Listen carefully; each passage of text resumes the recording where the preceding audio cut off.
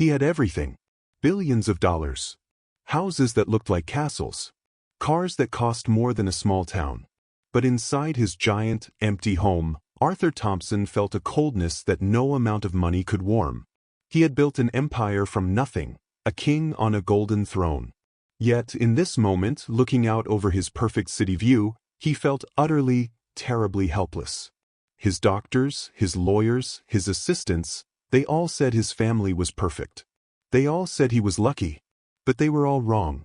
And he was about to do the one thing everyone would call insane, just to find one small piece of truth. Arthur Thompson was 72 years old. He wasn't born rich. He had worked his hands raw, building his shipping company from a single, rusty boat into a global fleet. He remembered what it was to be hungry. He remembered what it was to be poor. But his children, they only remembered the gold. They saw him not as a father, but as a bank. An endless machine that gave them whatever they wanted. If you keep watching this story, we promise you will see something that will change how you look at the world forever. You will see what happens when a man risks everything just to find a single, kind heart.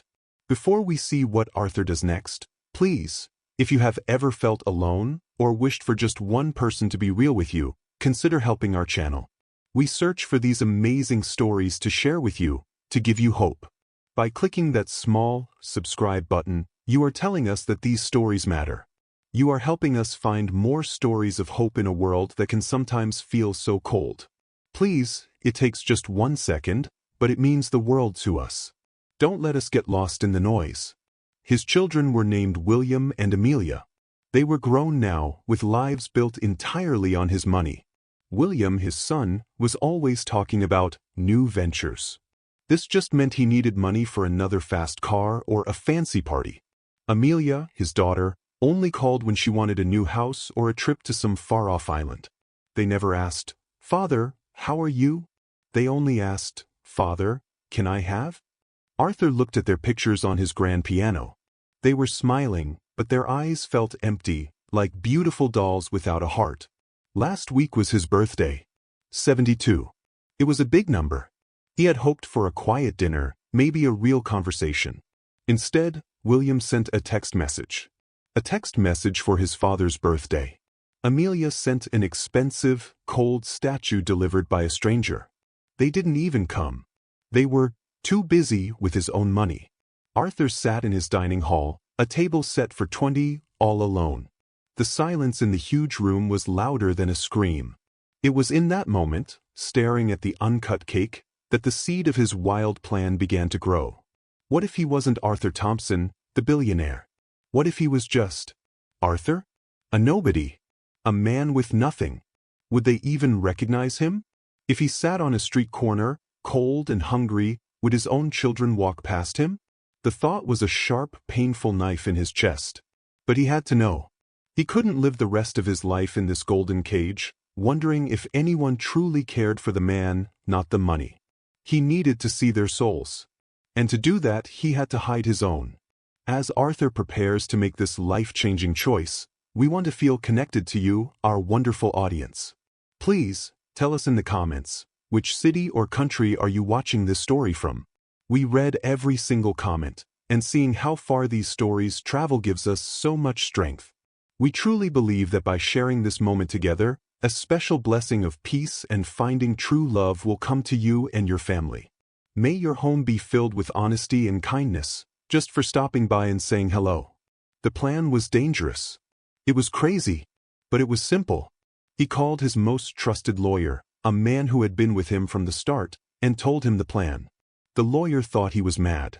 "Arthur, this is too much," he pleaded. But Arthur was firm. They would stage a boating accident. A storm, a lost yacht, a search that found nothing.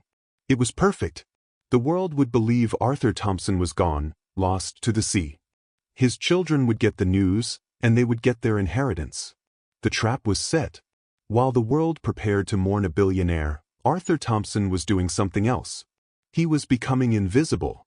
In a small, secret apartment far from his mansion, he practiced. He let his beard grow, white and scraggly. He found old, torn clothes that smelled of dust and sadness. He rubbed dirt into his hands, under his nails. He learned to walk with a shuffle, to keep his eyes down, to look broken. The billionaire vanished. In the mirror, a poor, forgotten old man stared back. He looked just like the men his children ignored every single day. His first day was a shock. The world was so cold.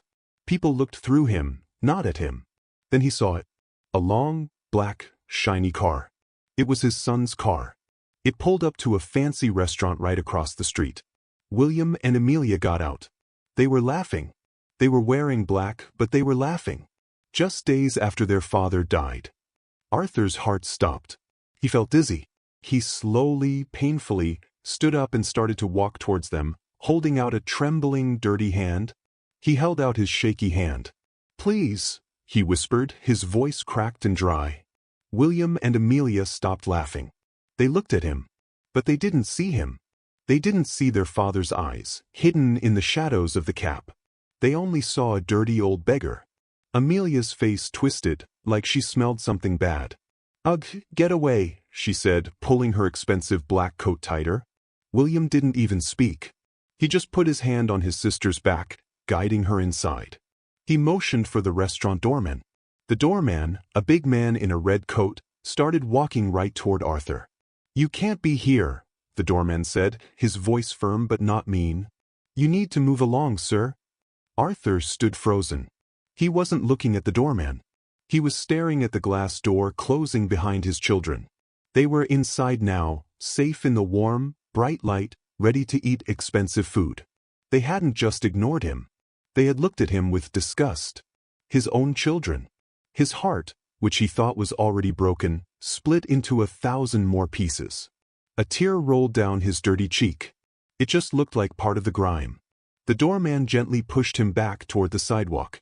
Arthur stumbled. His old legs felt weak. The city lights blurred. The smells of car exhaust and fancy perfume filled his nose. It started to get dark. A cold wind cut through his thin jacket like a knife. He had never felt this kind of cold before. It wasn't just in his bones, it was in his soul.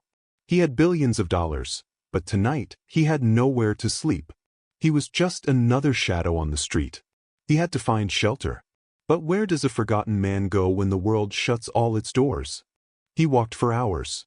Every bench he saw was already taken by other shadows, other forgotten people. He saw a man huddled in a cardboard box and felt a sharp stab of fear. Was this his life now? He clutched his empty stomach. Hunger. It wasn't the gentle feeling of, "I should eat dinner." It was a painful, twisting knot. He saw a trash can outside a bakery. He paused. His pride fought with his body. He couldn't. Not yet. He kept walking. The city sounded louder and scarier than he had ever known it.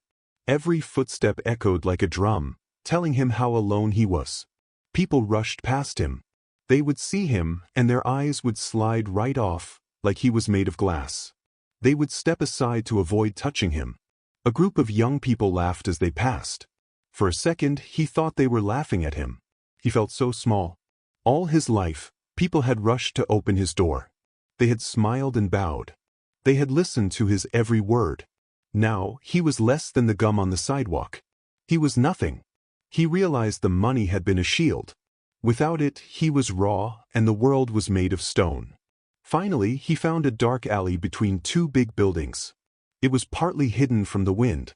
In the corner, there was a pile of old newspapers. It wasn't a bed. It wasn't even a blanket. But it was something. He gathered the papers. His hands were shaking so hard he could barely hold them. He sat down on the cold, hard ground.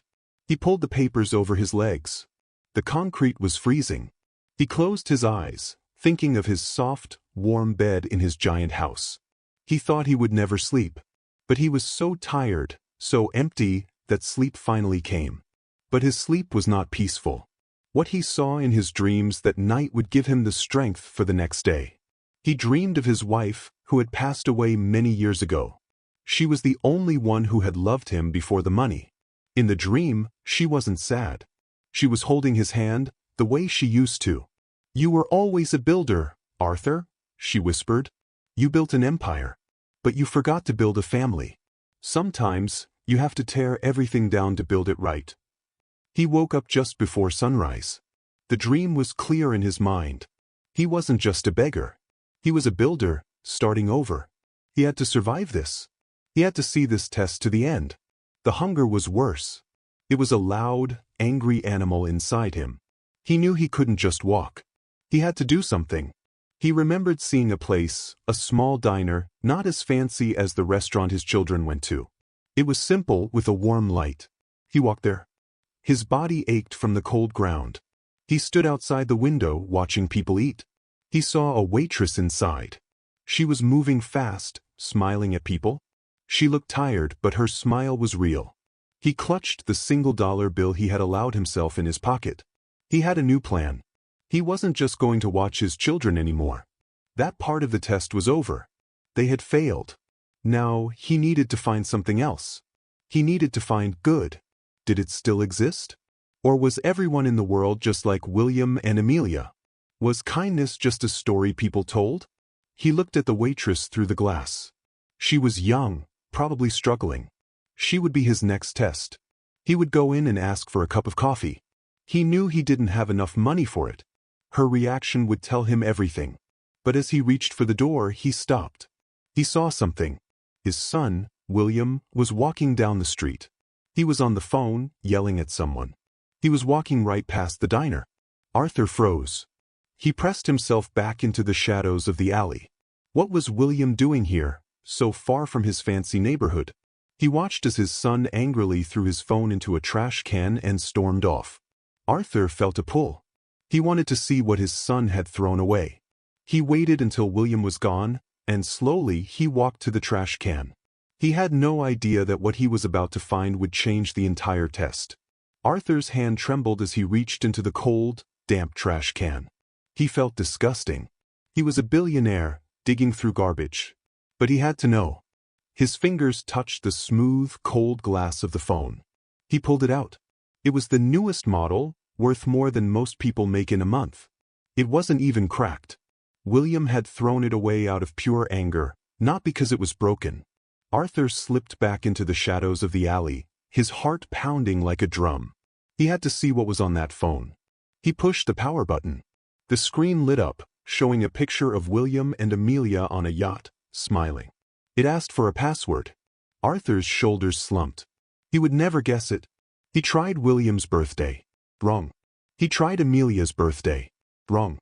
He felt hopeless. Then he had one last idea. A very old number.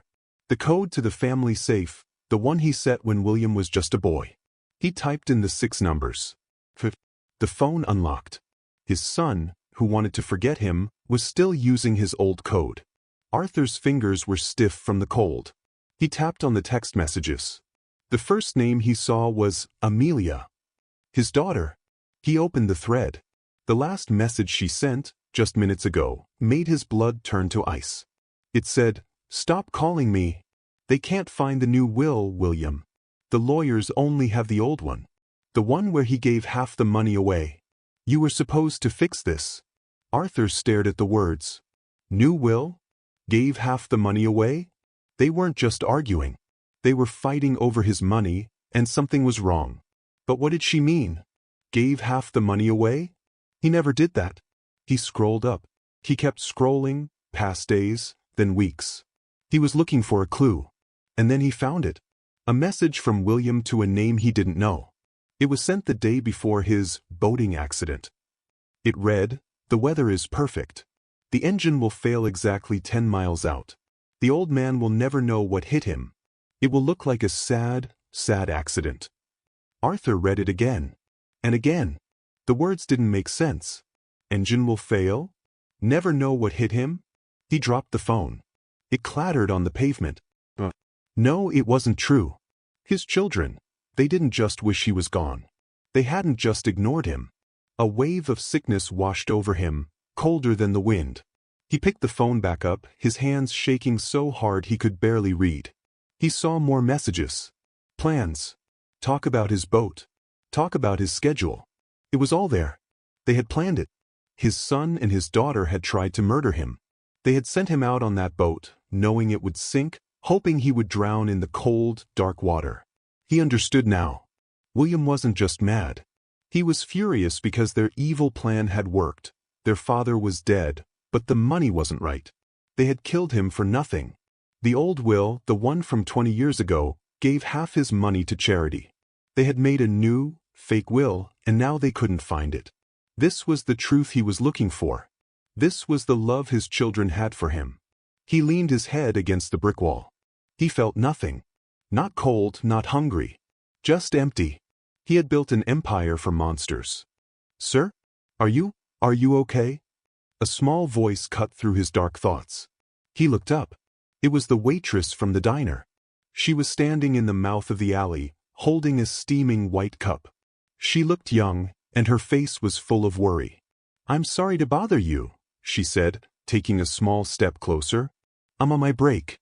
I saw you from the window. You looked like you were in a lot of pain." Arthur just stared at her. He couldn't find his voice. He had forgotten what a kind face looked like. She took another step. I'm not supposed to do this," she whispered, holding out the cup. "My boss would be so mad. But it's just some hot water. I thought it might help you warm up." She was holding it out for him. A stranger, offering him warmth and risking her job to do it. He looked at the simple cup of hot water. It was the single kindest thing anyone had done for him in years. He thought of his children, in their warm houses, with their full bank accounts. They had tried to kill him. This girl, with nothing, was offering him everything she had. A sound came out of Arthur's chest. It was a sob. A deep, painful, loud sob that shook his whole body. He hadn't cried in 30 years. He cried now. He cried for his lost children, for his own stupidity, for the terrible, ugly world he had discovered. The waitress looked startled. Oh, please don't cry. It's okay. It's just water. Please." She put a small, warm hand on his shoulder. It was a simple touch, but it felt like an anchor. It was the first human kindness he had felt since he became Arthur the Beggar. He reached out a trembling hand, not for the cup, but just to thank her. But as he moved his hand from the shadows, his ragged sleeve pulled back. The waitress, who was trying to comfort him, suddenly stopped. Her small smile froze. Her eyes got very wide. She wasn't looking at his face anymore. She was staring, shocked, at his dirty, wrinkled wrist. She was staring at the heavy, solid gold, diamond-covered watch that Arthur Thompson had forgotten to take off. The world stopped. Her eyes, wide and full of fear, were locked onto his wrist. The diamonds on the gold watch glittered in the dim alley light. It was a watch worth millions, a king's ransom, on the arm of a man who looked like he didn't have a single dollar. Her hand, which had been so warm on his shoulder, pulled back like she had been burned. What is that?" she whispered. She wasn't looking at a person anymore. She was looking at a thief. Or a madman. She took a step back, her body tensing, ready to run. Arthur's mind screamed. Fool. He had been so lost in his pain, he had forgotten. This one, tiny mistake could ruin everything. He yanked his tattered sleeve down, covering the impossible secret. "It's nothing," he said, his voice desperate. "It's fake. A piece of junk I found." He tried to laugh, but it was a dry, choking sound. "Looks real, doesn't it? Worthless. Just a piece of shiny glass." He was a terrible liar. He saw in her eyes that she didn't believe him. Not for 1 second. She knew that watch was real. This was it. She would scream. She would call the police. She would point at him and yell, "Thief!" He was a dead man. His plan, his test, all of it would end here, in a dirty alley, because he forgot to take off his watch. He held his breath. He saw her look from his covered wrist, back to his face. He saw the fear in her eyes, but then he saw it change. It wasn't fear anymore. There was pity. She looked at his old, tear-stained face. She looked at his shaking hands. She looked at him like he was a broken, confused old man, not a criminal.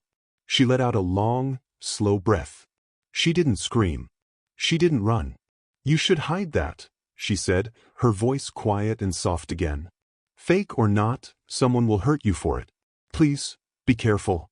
She stepped forward again, and gently she pushed the warm paper cup into his hands. "Drink this," she said. "You're freezing." She knew he was lying. And she chose to be kind anyway. She chose to help him, even when she thought he might be dangerous. This simple act was more shocking than his children's betrayal. He clutched the cup. The warmth spread into his fingers. He looked at her, really looked at her for the first time. She couldn't be older than 21. Her name tag said, Sarah.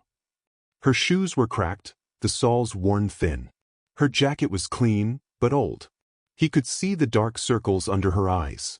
This was a girl who was working hard, a girl who was tired, a girl who probably didn't have 2 pennies to rub together. Yet, she had just given him hot water, and more than that, she had given him grace. She had given him a secret. "Thank you," Arthur whispered. The words felt too small. My name is Arthur." Sarah gave him a small, sad smile. "My break is over, Arthur. I have to go back in."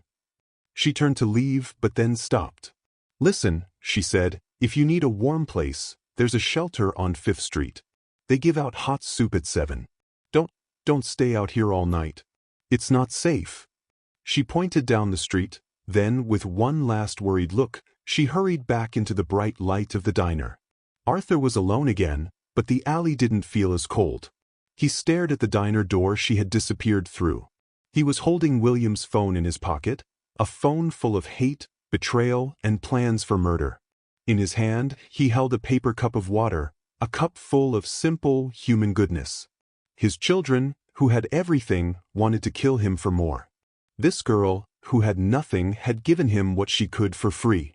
The world was not just dark. It had a light. And her name was Sarah. He knew what he had to do. He could take the phone. He could go to his lawyer, the only other man who knew he was alive. He could call the police. He could have William and Amelia arrested by sunset. He could get his houses back, his cars, his money. He could end this nightmare right now. He had the proof. He had all the power. He held the cold, powerful phone in his pocket. He should end it. But he looked at the diner. He saw Sarah inside, rushing between tables, her boss yelling at her for being late. A new idea formed in his mind. A much, much bigger idea. The test for his children was over. They had failed in a way he could never have imagined. But what about her? What about this girl? Was she really as good as she seemed? Or was her kindness just for a poor beggar? What would she do if she knew he had money? His first test had been about finding greed. This new test, this would be about proving goodness. He had to know if her heart was real. He wasn't going to the police. Not yet. The monsters who were his children could wait. They were busy hunting for a fake will. They thought they were safe. Let them. Arthur Thompson had a new project. He was going to find out everything he could about Sarah, the girl with the kind eyes. He hid the phone deep in his coat. He was no longer a victim. He was a builder. And he was about to build a new plan, piece by piece. He finished the water, set the cup down, and started to walk, not to the police station, but to the shelter on 5th Street. The door of the shelter on 5th Street opened with a loud creak. The smell hit him first. It was the smell of unwashed bodies, stale soup, and deep, old sadness. Arthur, who was used to the smell of expensive leather and fresh flowers, felt his stomach turn. Men and women were everywhere, lying on thin mats on the floor, or sitting at long tables, staring at nothing. For the first time, Arthur was not a billionaire looking at the poor. He was one of them. He was just another lost soul in a sea of broken faces. He walked to the back, where a woman was handing out bowls of soup. He got in line, his eyes on the floor. He felt a deep, terrible shame. "Next," the woman said, not looking up. She slopped a ladle of thin, watery soup into a plastic bowl and handed it to him with a piece of stale bread. Arthur's hands, which had signed checks for millions of dollars, shook as he took the simple meal. He found an empty spot at the end of a long, crowded table and sat down. He was so hungry he didn't care what it tasted like. He bowed his head, pretending to eat. 2 men sitting across from him were talking in low voices. "Did you see her today?" one man whispered. The other man nodded. "Yeah, Sarah. She came by on her break." Arthur's head snapped up. "Sarah?" He kept his face hidden, but his ears listened hard. "She's a real angel, that one," the first man said. "Gave me her tips from this morning. Just gave them to me. said I looked colder than her. The second man sighed. She'll never get the money she needs if she keeps giving it all away. Arthur's heart pounded. What money? It's for her mom, you know, the first man said. She's at that expensive place, the Sunnyside Clinic. Been there for a year. Sarah works 2 jobs to pay for it. The diner in the morning, and she cleans offices at night. Arthur put his spoon down. A clinic. The mom. This girl, who looked like she had nothing, was carrying a mountain on her small shoulders. And she had still stopped to give him, a stranger, a cup of water and a kind word. He understood now. Her kindness wasn't an accident. It was who she was, down to her very bones. But the men were right. How could she ever pay for an expensive clinic by working as a waitress? He thought of his own children, who had all his money and wouldn't spend a single dollar to save his life. Sarah had no money and was giving everything to save her mother's. He felt a strange new feeling. It wasn't just sadness. It was anger. An anger that the world was so unfair. He had to see. He had to know more. He left the shelter, the taste of soup still in his mouth. He pulled out William's phone. His fingers were stiff with cold, but he typed in Sunnyside Clinic. It was on the other side of town. Miles away. He didn't care. He started walking. He walked past the fancy stores, past the bright theaters. He was just a shadow, a ghost in dirty clothes, with $1 billion secret in his pocket. He was on a mission. He had to see this clinic. He had to see the place that was taking all of Sarah's heart. It took him almost 2 hours. His legs ached. His feet were on fire. But he found it. The Sunnyside Clinic. It was beautiful. It looked like a hotel with a green lawn and big, clean windows. It was a place for the rich to get better. He hid across the street, in the dark bushes of a small park. He watched the front doors. He waited.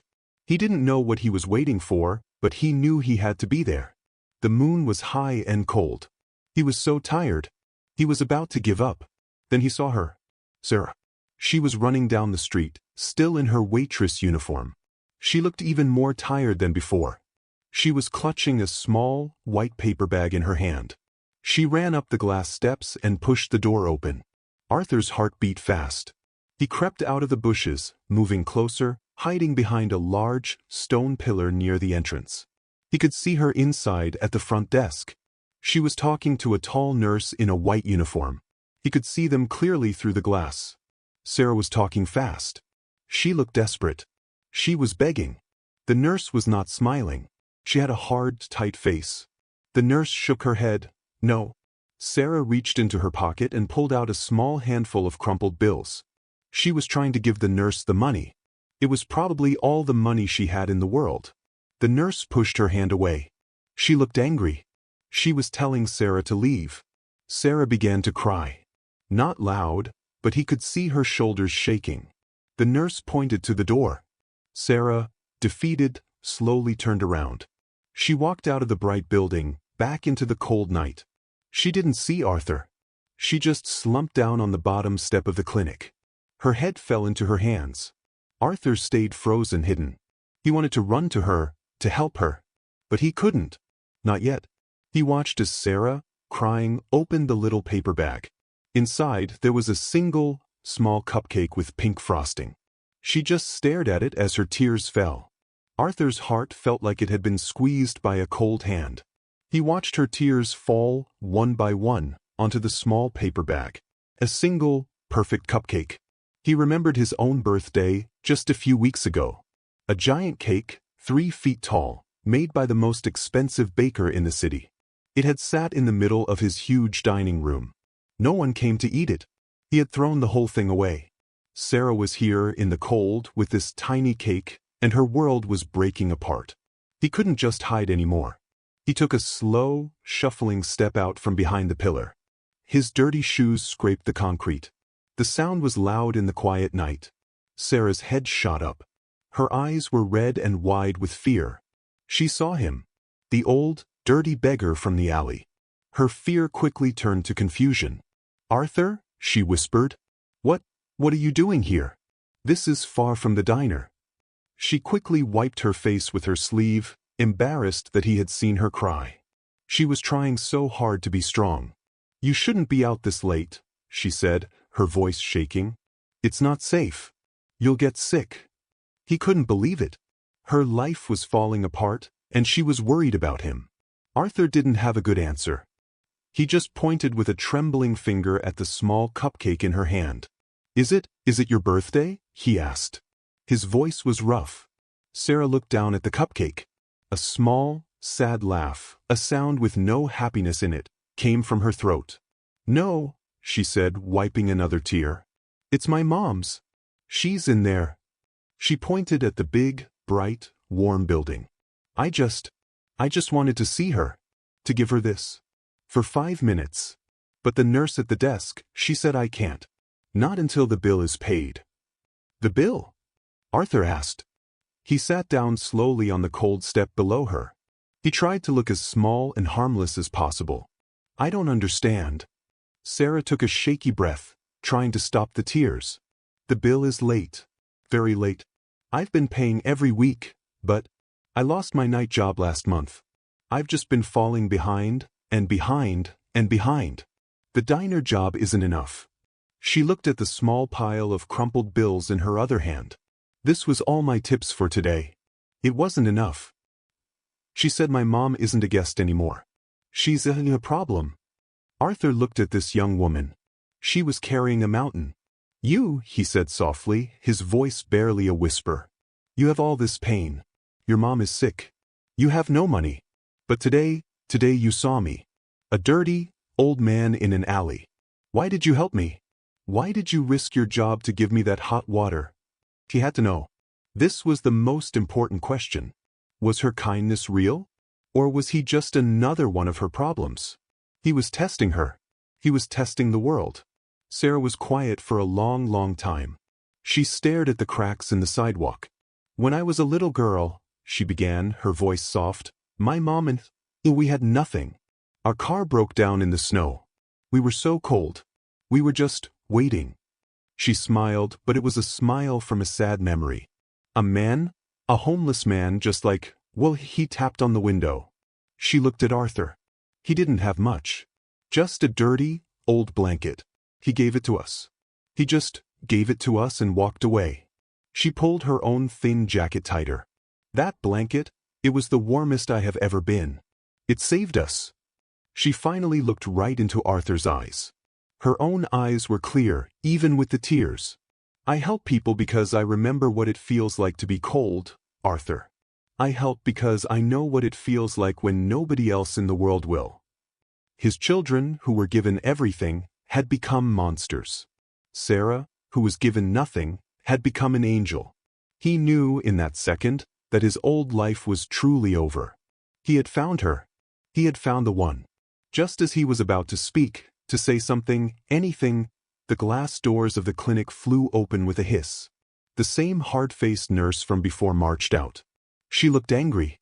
"Miss," she said, her voice loud and sharp, "I thought I told you to leave the property." Sarah jumped to her feet. "Please," Sarah begged, "please, I'll have the money. I promise. I just need more time. Please, just let me see her. It's her birthday." The nurse's face did not change. It was like it was made of stone. "That is not our problem. I'm sorry, but this is the final notice. We have given you 3 extensions. If the full, past due amount is not paid by noon tomorrow, your mother will be discharged." Sarah's face went white. "Discharged? What does that mean? Where will she go? She's sick. She needs her medicine." The nurse sighed, like she was bored. "She will be sent to the state facility. That is the rule. We are a private clinic, not a charity. Tomorrow." The nurse didn't say another word. She just turned, walked back inside, and the glass doors locked behind her. "Noon tomorrow," Sarah whispered. It was impossible. It was like saying the end of the world. She slumped back onto the step. Arthur sat there, a helpless old man in rags. He was a billionaire. He had a phone in his pocket that could ruin an empire. He had a watch on his wrist that could save this girl's whole life. But he was trapped. If he showed her the watch now, he would never know. He would never know if she, too, would change when she saw the money. He had to know the truth. As he sat there, frozen, Sarah's own phone, old and cracked, began to ring. She looked at the screen. The name said, Office Manager. Her other job. Her hand was shaking. Hello? What? No. Please, I can explain. Sarah's face went pale. What? No. Please, I can explain. I was at the hospital. Please, Mr. Henderson, I need this job. Arthur watched, his heart in his throat. He couldn't hear the voice on the other end of the phone, but he could see the hope drain from Sarah's face, like water from a broken cup. Her shoulders slumped. Yes, sir, she whispered. I understand. She slowly lowered the phone from her ear. It slipped from her fingers and clattered onto the cold stone step. It was over. She didn't just have an impossible bill. She now had only one job. One, small, barely enough to eat job. They fired me, she said to the night air. She wasn't even crying anymore. She looked empty. I missed my shift tonight. I was here. I was here trying to see my mom. And I lost my job. She laughed, a short, bitter sound. That's it then.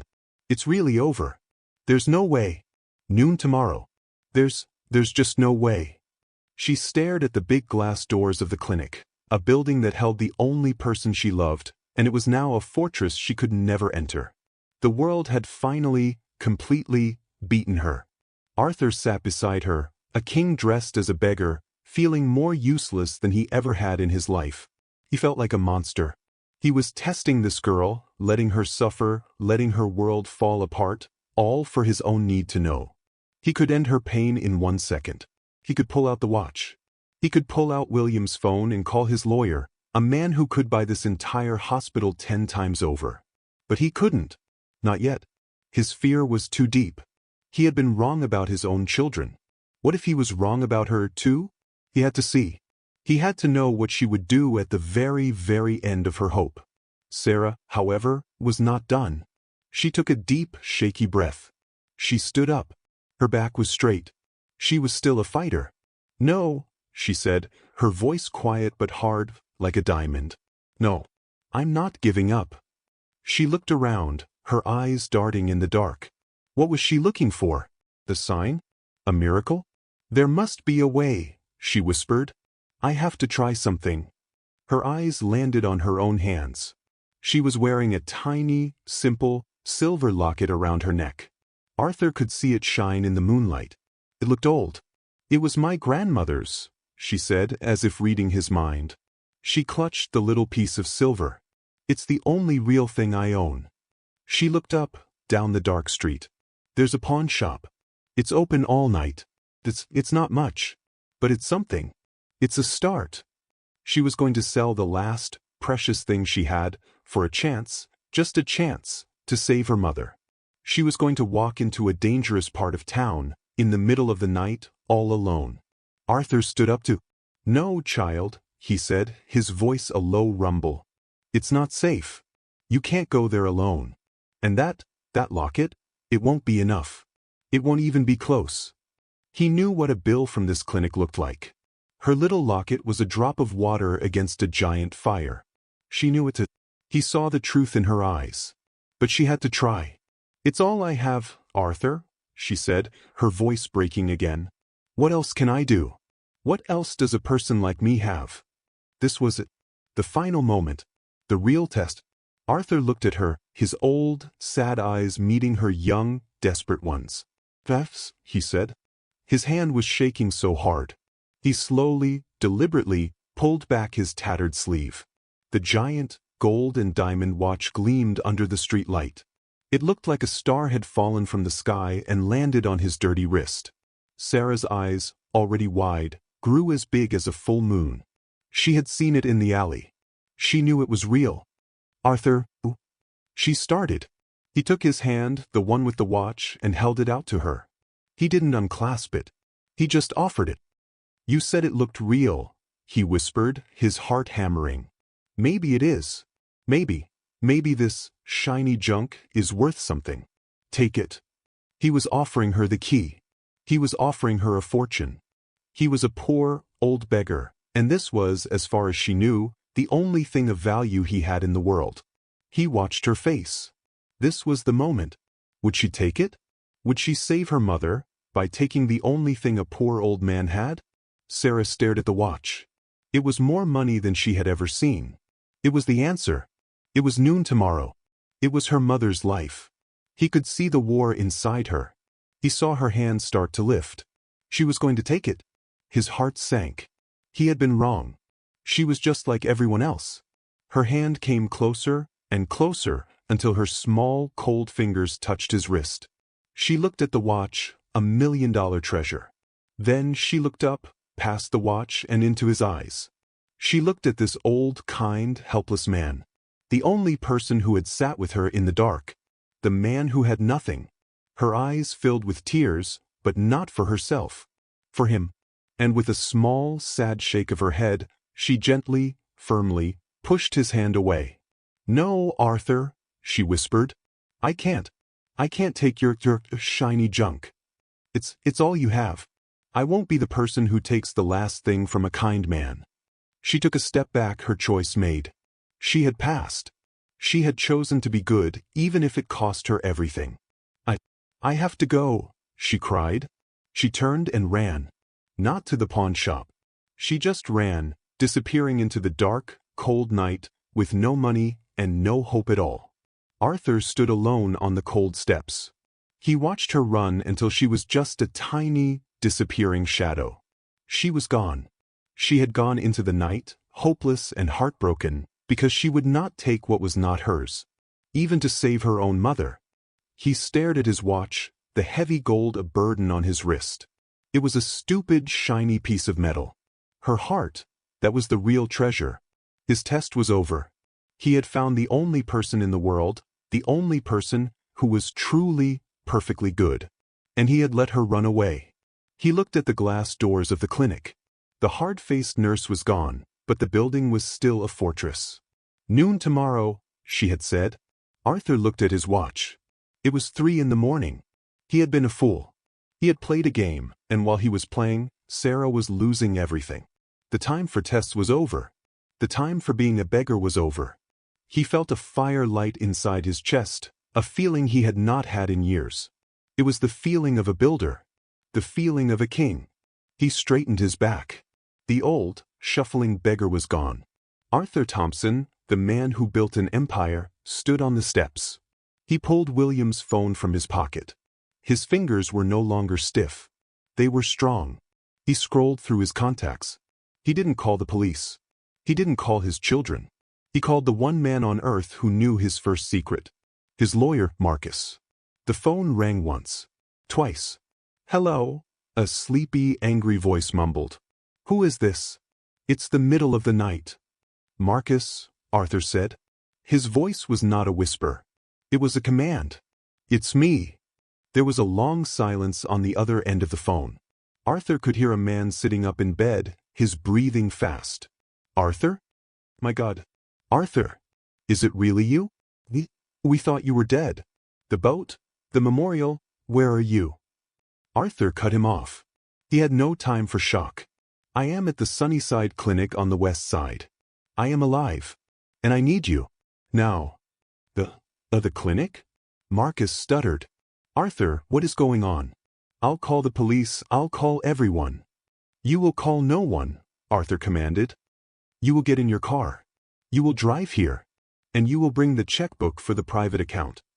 He paused, a new, terrible problem hitting him.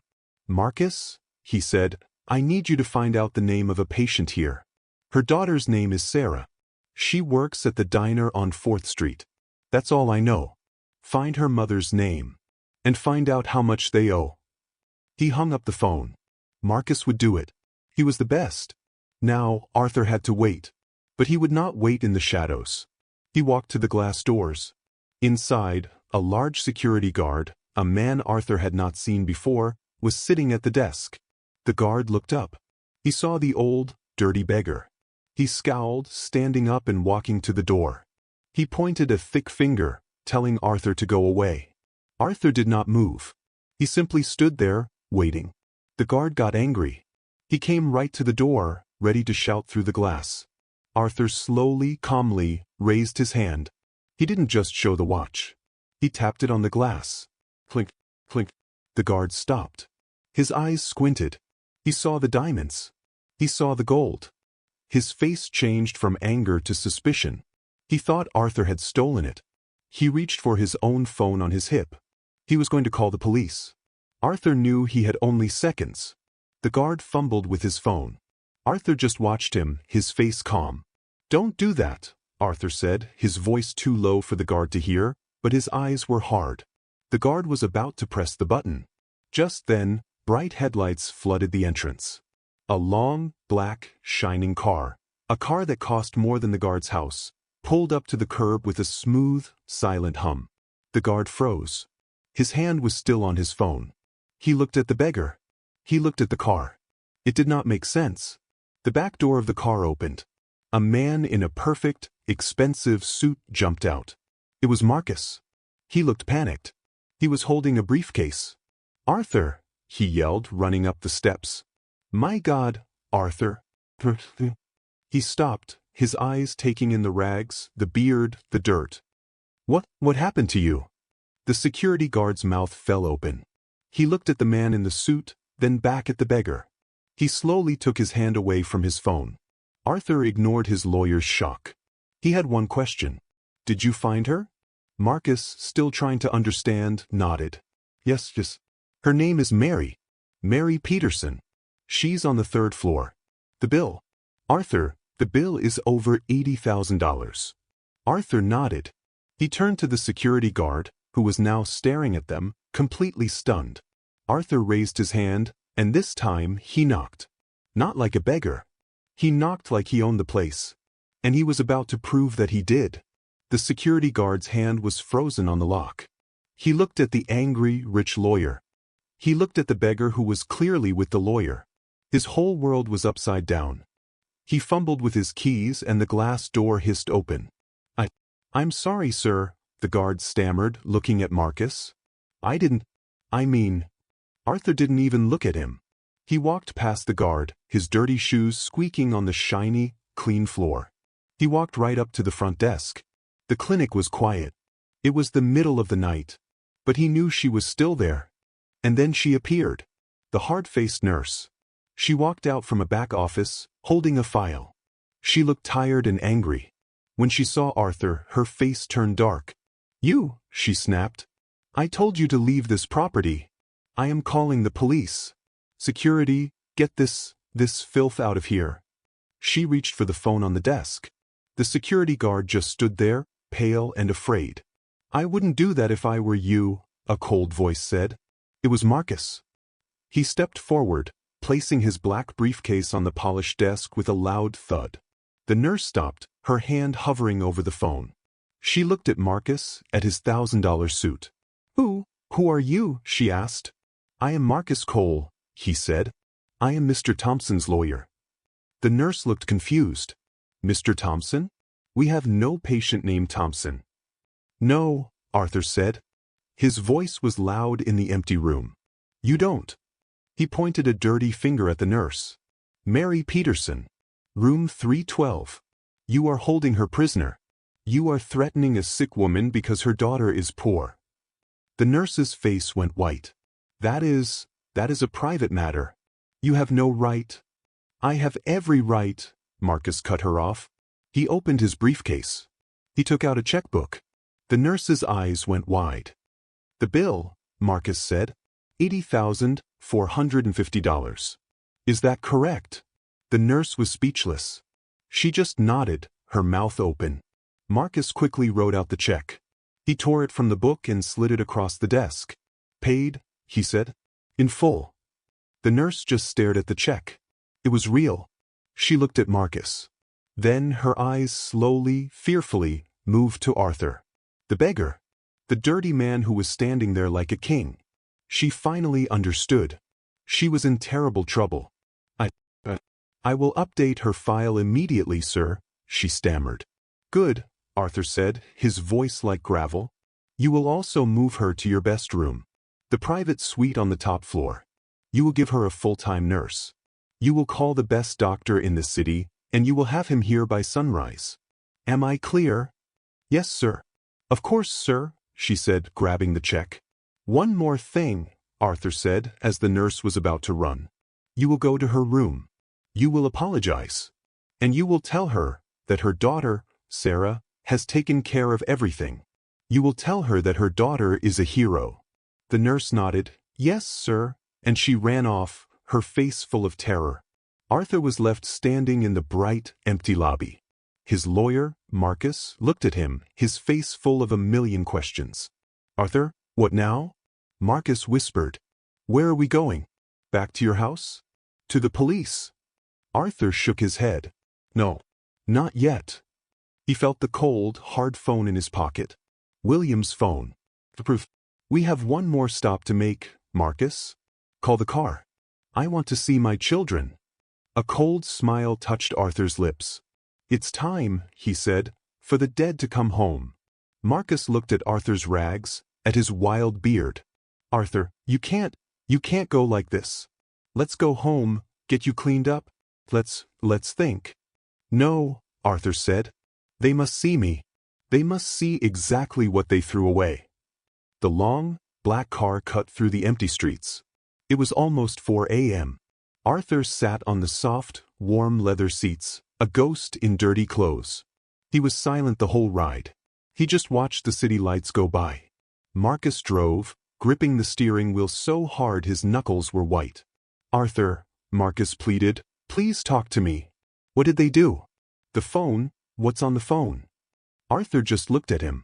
Everything, he said. They planned it all, Marcus. The boat, the storm. They wanted me gone. And they are celebrating. The car turned onto a familiar street. A street lined with giant houses that looked like palaces. The car slowed down. It stopped in front of the biggest one. William's house. Arthur had bought it for him. The house was not dark. It was blazing with light. Music was thumping so loud they could hear it in the car. There were dozens of fancy cars parked all along the street. A party, Marcus whispered, his voice full of horror. They're throwing a party. Arthur just nodded. He felt nothing. Not sadness. Not anger. He opened the car door. He got out, his dirty shoes landing on the perfect, clean sidewalk. He looked at the house where his son was laughing, just weeks after he had tried to murder his own father. Arthur, wait. Marcus called, getting out of the car. The police. We should call the police. No, Arthur said. This is not for the police. This is for a father. He walked past the fountains, up the marble steps. He didn't knock. He didn't ring the bell. He just reached out his dirty hand, grabbed the big, brass handle, and pushed the giant door open. The music and laughter hit him like a wave. The party stopped. Everyone turned. William and Amelia, holding drinks, stared at the door. They saw a beggar. Who the hell are you? William shouted. Get out. Arthur just stood there, letting them all look. Then he spoke, his voice quiet, but it cut through the room like a sword. Is this, he asked, how you mourn for your father? The room was so quiet you could hear a glass sweat. William and Amelia stared, their faces a mask of confusion and anger. They did not see their father. They saw a crazy, dirty old man who had crashed their party. Security! William shouted, pointing a shaking finger. I said get him out. Two large men in black suits started walking toward Arthur. They were big and they looked mean. But Arthur did not move. He just looked at his son, his eyes full of a strange, sad light. The little wooden boat, William, Arthur said, his voice calm and clear. The one we built together when you were 7. You painted its name on the side.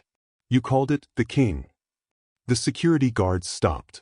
William's face went from angry red to a sick, pale white. Amelia gasped. That was a memory no one else knew. It was a secret from a time long ago, a time before the money had poisoned everything. Slowly, like a man waking from a long dream, Arthur reached up and took off his dirty cap. He pushed back his greasy, matted hair. The beard was wild, the face was thin, but the eyes were the same. It was him. It was their father. Amelia's wine glass slipped from her fingers and shattered on the marble floor. Father? She whispered. No. You're dead. I am, Arthur said, his voice as cold as the sea. You made sure of that? He took a step into the room. Everyone backed away from him, like he was a ghost. You were so sure, weren't you? A boating accident. A terrible storm. So very, very sad. He reached into his ragged coat pocket. He pulled out the black, shiny phone. He held it up for everyone to see. I believe this is yours, son. You threw it away. But I found it. William looked at the phone, and all the color drained from his face. He looked like he was going to be sick. There are so many messages on here, Arthur said, his voice getting louder. So many plans.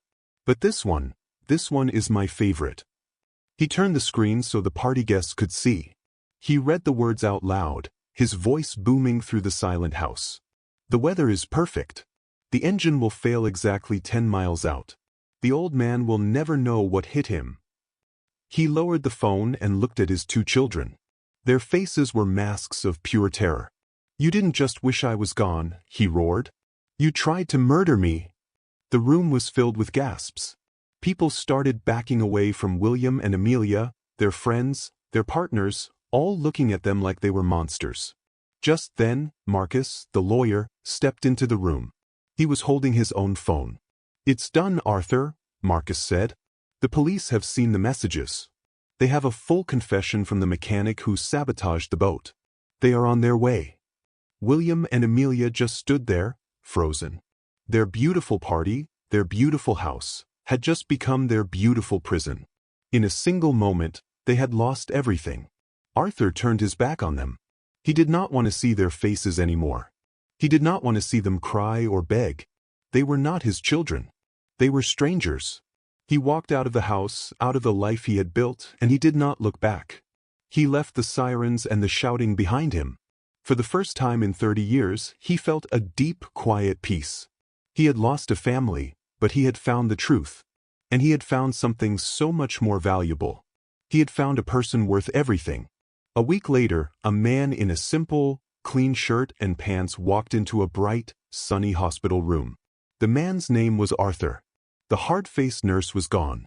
A new, smiling nurse was there. In the bed, a woman with kind eyes was sitting up, laughing. And holding her hand was Sarah. Sarah looked up and saw Arthur. She looked happy, relieved, confused. Arthur, she said, your clothes, your beard, what happened? The woman in the bed, her mother, smiled at him. So you're the angel my Sarah told me about, she said. Arthur smiled, a real smile that reached his old eyes. He sat down. He told them everything. He told them about the money, about the test, about his terrible children. He told them about the lonely man who just wanted to find one good heart in a cold world. Sarah listened, her eyes wide. So, she started. Yes, Arthur said. He reached across and took her hand. But that man is gone. The billionaire is gone. I want to be someone new. And I need your help. He explained his new plan. He was taking all the money back from his children. All of it. And with it he was starting something new. The Mary and Sarah Peterson Foundation. A home, a shelter, a place of warmth and hope for every single person living on the streets of their city. I need someone to run it, Arthur said, his eyes full of tears. Someone who knows what it's like to be cold. Someone with a good and true heart. I need you, Sarah. Sarah just stared at him, tears streaming down her own face. She didn't say yes. She didn't have to. Her whole life had been leading to this moment. This story isn't just about a rich man and a poor girl. It's about a choice. The choice we all have, every single day, to be kind when the world is not. It's a reminder that our true worth is not in our wallets, but in our hearts. If this story touched you, if it made you believe in the power of a simple, kind act, please, take a second to click the like button. It helps this story reach more people who need to hear it. Share it with someone you love, someone who needs a little bit of hope today. And please, if you haven't already, subscribe to our channel. By subscribing, you are not just getting more stories. You are sending a message. You are telling the world that stories of kindness, hope, and love are the stories that matter most. Thank you for watching.